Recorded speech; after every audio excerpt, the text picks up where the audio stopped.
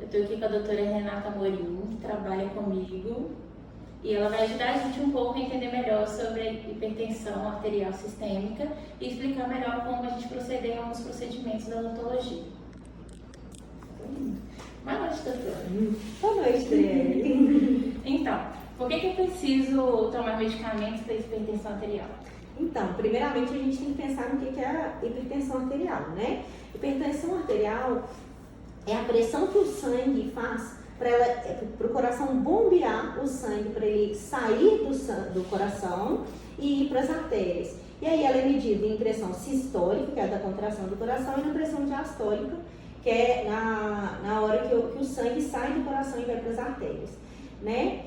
Quando a gente tem pressão alta, os cardiologistas, eles indicam várias atitudes para o paciente, né? Parar de fumar, controlar o peso, trabalhar a quantidade de sal na alimentação. E, além disso, podem ser usados alguns medicamentos antihipertensivos, né? Que é para controlar essa pressão, tentar mantê-la em níveis normais. Isso depende da idade do paciente. E outra coisa, se você controla a pressão com medicamentos, você diminui os riscos que a hipertensão pode te dar, que a pressão alta ela pode te levar até a morte. Então, ela vai diminuir os riscos da morbidade da doença e da mortalidade da doença também. Que efeitos adversos podem aparecer quando toma remédio para hipertensão e o que deve ser feito? Os remédios para pressão alta, eles podem dar crescimento gengival, eles podem alterar a quantidade de saliva na boca, que a gente chama de xerostomia, quando diminui o fluxo de saliva, e isso vai gerando outras consequências. Por exemplo, se diminui a quantidade de saliva, o paciente ele vai diminuir a motilidade da língua, ele vai diminuir a autolimpeza que é feita naturalmente pelos tecidos. Os tecidos vão ficar mais desidratados, então tem mais risco de infecção, acumula mais placa, então tem mais risco de cárie, mais risco de doença periodontal. Outra coisa que pode dar chama angioedema no lábio, na língua. Então, assim, são efeitos sistêmicos que podem acontecer por causa do medicamento, e o dentista ele tem que ficar de olho e entrar em contato direto com o médico para avaliar até onde esse medicamento está fazendo bem ou mal para aquele paciente. É necessária a aferição da pressão arterial antes de um procedimento odontológico? Por quê? O ideal seria que a gente, em todos os procedimentos odontológicos, em todas as consultas, né, a gente aferisse a pressão arterial dos pacientes. Por vários motivos. Um deles é que, como as consultas odontológicas elas são frequentes, geralmente o tratamento do paciente não vem uma vez e volta depois de 6 meses, por exemplo, igual um ginecologista, um oftalmologista, que você vai uma vez no ano, né? A gente tem mais contato com o paciente frequente. Com esse contato frequente, a gente consegue avaliar frequentemente essa pressão do paciente. E aí, às vezes, o paciente que nem sabe que tem pressão alta, a gente vai descobrir na consulta. Uma outra coisa que a gente tem que pensar muito é diferenciar o que está subindo aquela pressão. Se o paciente chegou com medo, se ele chegou ansioso, se ele bateu o carro na hora que estava vindo, com certeza a pressão dele vai estar alterada, ela vai estar mais alta. A gente tem que ter um feeling para ver essa diferença. Se é um caso pontual e, por exemplo, um paciente que tem ansiedade, que tem medo, à medida que as consultas vão passando, a pressão dele vai se normalizando, à medida que o tempo ele viu que está tudo bem, que não tem nenhum problema durante a própria consulta, a pressão dele vai se tornando normal. Ok? Ok. Como você acha para minimizar essas situações de ansiedade no atendimento odontológico com esses pacientes hipertensos? Na verdade, eu acho que isso aí é para qualquer paciente, né? Não é só para os pacientes hipertensos.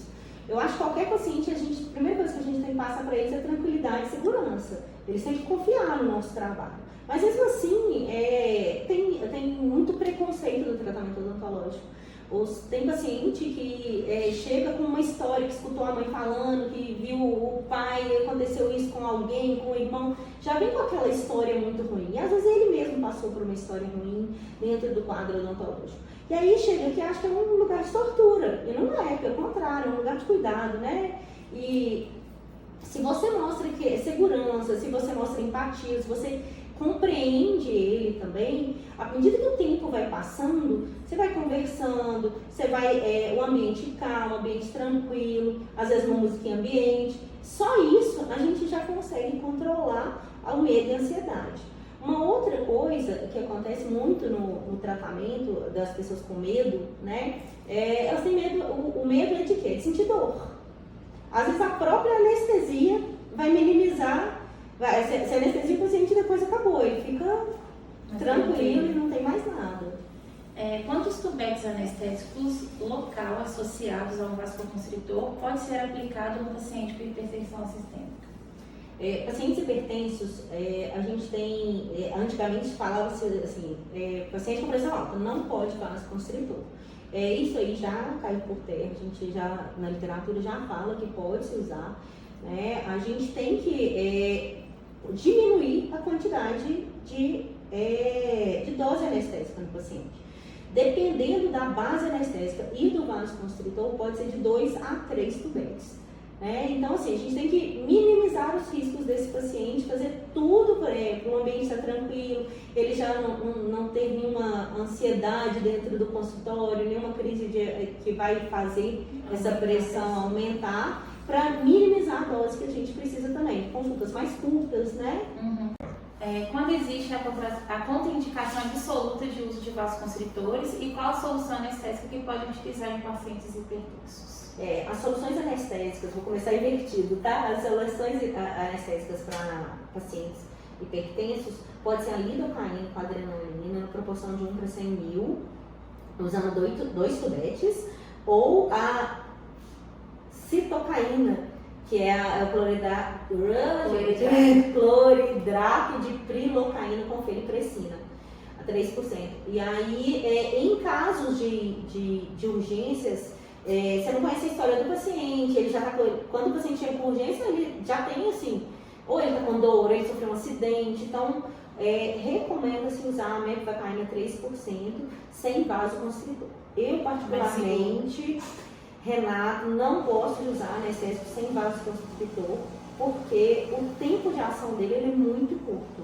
Então, às vezes o paciente vai sofrer uma dor e aí a pressão dele vai alterar mais pela dor do que pela quantidade do anestésico, porque geralmente a gente usa doses muito baixas. Uhum. O que você faz para minimizar o risco de elevação rápida da pressão arterial? Então, isso a gente volta naquela mesma questão, né? Eu acho que assim, quando a gente conversa com o paciente, quando a gente entende ele, quando a gente tranquiliza, a gente consegue ajudar ele a controlar essa pressão, né? A gente tem cuidado de preencher uma anamnese bem feita, de sempre avaliar o paciente como que ele está, se a pressão dele está descontrolada, a gente não fazer o atendimento, encaminhar ele para o cardiologista para ter essa pressão controlada, a não ser que seja em caso de urgência, porque não tem jeito, não posso deixar um paciente com uma urgência, né, com uma necessidade imediata, sair com dor, sair com dente fraturado. Mas fora isso, eu acho que assim, o mais importante é a conversa com o paciente, é o trato dele, assim, e assim, ele entender que ele está num lugar de cuidado. Como perceber quando o paciente está em pressão alta antes da consulta?